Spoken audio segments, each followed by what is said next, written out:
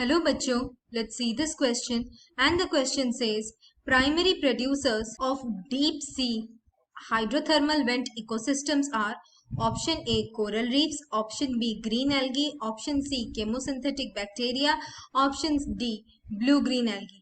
और हमारा क्वेश्चन यहाँ पर ये पूछ रहा है कि डीप सी में जो हाइड्रोथर्मल वेंट्स होते हैं उन इकोसिस्टम में प्राइमरी प्रोड्यूसर्स कौन है, यानी कि प्राइमरी एनर्जी कौन प्रोड्यूस कर रहा है।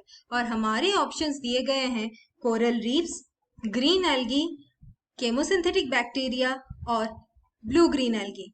हमारा की कॉन्सेप्ट यहाँ पर ये रहेगा बैक्टीरिया के बारे में, बैक्टीरिया के हैबिटेट्स क्या हैं और कितने तरह के बैक्टीरिया है। बैक्टीरिया किंगडम मोनेरा से बिलोंग करते हैं और ये किंगडम मोनेरा का सोल मेंबर है, यानी कि किंगडम मोनेरा में सिर्फ बैक्टीरिया ही होते हैं। बैक्टीरिया को हम क्लासिफाई कर सकते हैं दो कैटेगरीज में, एक होते हैं आर्की बैक्टीरिया और एक होते हैं you bacteria. Archie bacteria harsh environments में पाए जाते हैं, यानी कि कुछ एक्सट्रीम एनवायरनमेंट में पाए जाते हैं, जैसे कि मार्शी एरियाज में मिथेनोजेंस पाए जाते हैं जो कि बायोगैस प्रोड्यूस करते हैं। एसिडिक एनवायरनमेंट्स में पाए जाते हैं एसिडोफाइल्स। हाइड्रोथर्मल वेंट्स में पाए जाते हैं थर्मोफाइल्स। ये सब एक्सट्रीम एनवायरनमेंट्स टॉलरेट कर सकते हैं। और आर्की बैक्टीरिया इसीलिए आर्की बैक्टीरिया क्या कहा जाता है क्योंकि ये बहुत ही प्रिमिटिव स्ट्रक्चर है, लिविंग स्ट्रक्चर, और ये प्रिमिटिव स्ट्रक्चर एक लिविंग फॉसिल कहा जाता है। यू बैक्टीरिया को हम ट्रू बैक्टीरिया भी कहते हैं। ये बहुत सारे एनवायरनमेंट में पाए जाते हैं, यानी कि ये सॉइल में भी पाए जा सकते हैं, एयर में भी पाए जा सकते हैं, वाटर में भी पाए जा सकते हैं।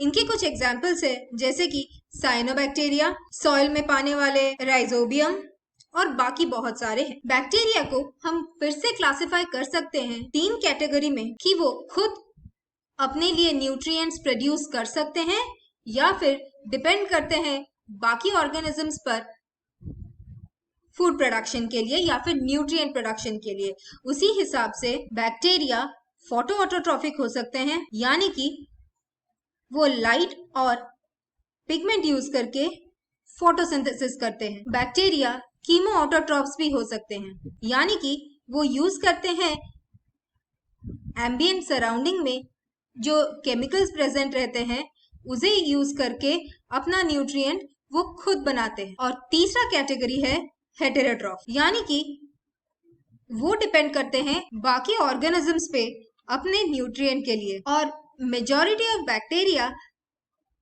हेटेरोट्रॉफ होते हैं। कीमोऑटोट्रॉफ में कुछ एग्जाम्पल्स हैं जैसे कि थर्मोफाइल्स जो कि डीप सी हाइड्रोथर्मल वेंट्स में पाए जाते हैं।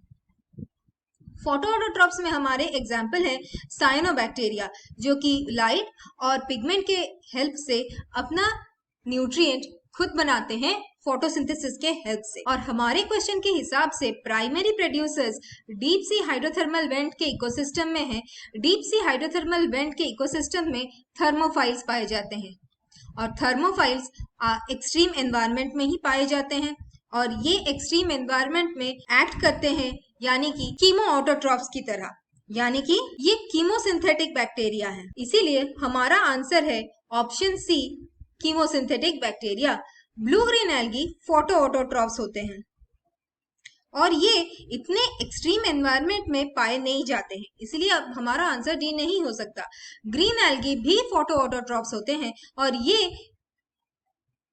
एक्सट्रीम एनवायरनमेंट में पाए नहीं जाते हैं, इसीलिए बी भी हमारा आंसर नहीं है। और कोरल रीफ्स मराइन इकोसिस्टम में पाए जाते हैं, ये डीप सी हाइड्रोथर्मल वेंट्स में नहीं पाए जाते क्योंकि हाइड्रोथर्मल वेंट एक एक्सट्रीम एनवायरनमेंट है, इसीलिए ऑप्शन ए भी हमारा आंसर नहीं है। I hope you understood the solution.